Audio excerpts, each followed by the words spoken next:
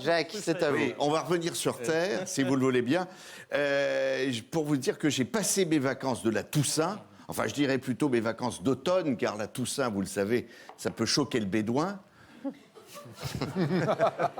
Je ne voudrais pas en effet tomber dans l'islamophobie, comme me l'a pieusement rappelé le révérend père Moufti Jean-Luc Mélenchon. Eh oui. Jean-Luc, mon frère néo-musulman, que je vénère avec ferveur. Quel parcours, Jean-Luc, quand même. Ce Jean-Luc, je l'ai connu bouffeur de curé, je le retrouve soutien d'imam. Belle reconversion, comme quoi on se croit incrédule et on finit par se convertir. Mon Jean-Luc, qui ne croyait qu'en lui avec cette modestie qui le caractérise, il a fini par croire en quelqu'un d'autre. C'est formidable. Il avait déjà le col Mao, maintenant il a le cul béni. Donc je suis allé passer mes vacances d'automne sur les bords du bassin d'Arcachon.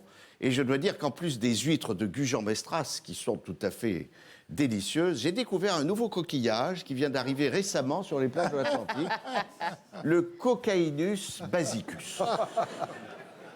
C'est assez délicieux et surtout, ça vous requinque le Seigneur comme pas deux.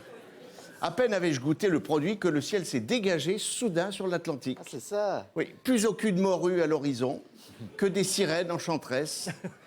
J'ai même vu un rouget qui chantait la Marseillaise.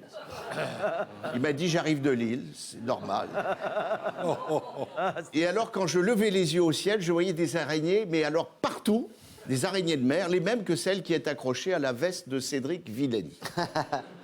Malgré les mises en garde d'un pingouin qui s'était, à mon avis, déguisé en gendarme maître-nageur et qui me hurlait que l'eau était glaciale, je suis allé me baigner. Même pas froid. Quand je suis rentré dans les cubes, ça faisait des nuages de vapeur, tellement je dégageais de la chaleur. Quand j'ouvrais la bouche, mon haleine cuisait les bulots. Il manquait la mayonnaise, mais sinon, c'était délicieux. J'ai même réussi à faire du surf sans planche. Du surf sans planche. Mon gendarme était carrément médusé. D'ailleurs, j'en ai attrapé une à pleine main, une méduse, même pas brûlée. Je m'en suis fait un gant mappa pour nettoyer ma planche. Juste un incident, que j'aurais dû signaler, mais à culpa. Pardon, Jean-Luc, j'ai des renvois judéo-chrétiens, excuse-moi, Jean-Luc. Un incident que j'aurais dû signaler à la SPE, à Brigitte Bardot. J'ai croisé un énorme requin-tigre et j'ai pas pu m'en empêcher, je l'ai attaqué. J'ai été cruel, je lui ai bouffé son aileron et comme il disait qu'il n'était pas méchant, je lui ai arraché toutes ses dents en le traitant de menteur. Et là, j'ai jeté ses restes aux crustacés. Il faut dire que grâce à mon ami Jean-Luc Mélenchon, j'étais entouré de homards.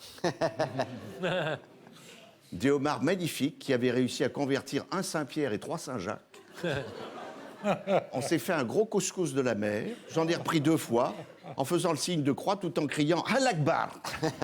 à cause justement d'un superbe bar de ligne qui frétillait devant une superbe raie en criant « Tite des putes, tite des putes, tite des putes !»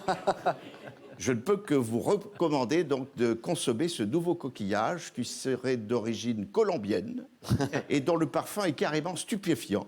Un produit qui, à mon avis, devrait faire un tabac pour les fêtes et les réveillons. Ça changerait un peu des chapons eunuques et de l'éternel foie gras.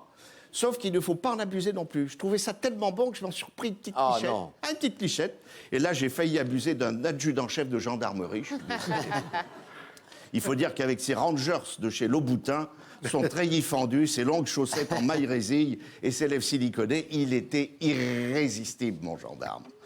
Le Cocainus basus, c'est vraiment un coquillage hallucinant. Grâce à lui, j'ai vu danser la mer au fond des golfes clairs avec des reflets d'argent, la mer des reflets d'argent. Sans vouloir jouer les prophètes, je pense que c'est un produit qui a une telle valeur ajoutée qu'on devrait bientôt en faire le trafic. Ça ne m'étonnerait pas du tout. Bravo. Jacques Maillot, donc on retrouve dans On est mal, Macron, on est mal, au Théâtre des Deux Ânes, donc du jeudi au samedi à 20h30 et le samedi à 16h et le dimanche à 15h.